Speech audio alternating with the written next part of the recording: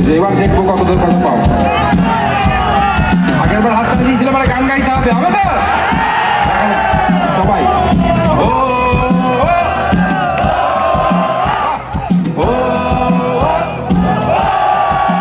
ব্যাস, এবার শিখে গেছো। পরীক্ষাটা হলো আমরা হাত দেখালে এটা গাইতে হবে, আবার হাত দেখালে বন্ধ করে দিতে হবে, হবে? One two three. সব একটা নদী আমাদের জীবনে কোনো না কোনো দিন আসবে।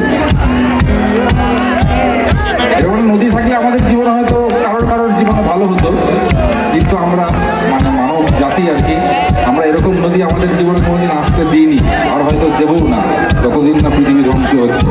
কারণ মানুষ হচ্ছে সব থেকে স্বার্থপর জাতি, যেটার জন্য বাঁচে মানুষ সেটাকেই নষ্ট করে দেয়। আমরা যে এই প্রকৃতির জন্য বাঁচি, রোজ একটু একটু করে আমরা প্রকৃতিকে নষ্ট করে দিচ্ছি। যত নদী নালা খাল বিল সব শুকিয়ে যাচ্ছে। তো আমরা সবাইকে সব মঞ্চ থেকে এইটুকু অনুরোধ করি, তোমরা আগামী ভবিষ্যৎ মানে আর কিছুদিন পরে এদিক ওদিক বেরোবে, চারিদিক সারা পৃথিবী ঘুরবে।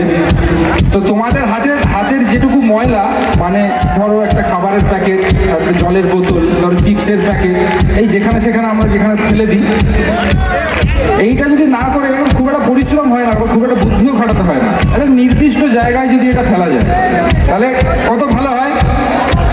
তোমরা নিজেদের ঘরে বা আমরা নিজেদের ঘরে যেখানে সেখানে কি ময়লা খাবার বা জলের বোতল ফেলে দিই? এইটুকুই শুধু রাস্তায় করতে হবে, বাড়িতে যেটা করি সেটাই রাস্তায় করতে হবে। তাহলেই কিন্তু এরকম একটা নদী আমাদের জীবনে কোনো না কোনো দিন আসবে, আসবে তো? তোমরাও করো, তোমাদের আশেপাশের বন্ধু বান্ধব চেনাশোনা মানুষজন সবাইকে বলে এটা করতে, তাহলে দেখবে চারপাশটা অনেক সুন্দর লাগছে দেখতে, দারুণ লাগবে।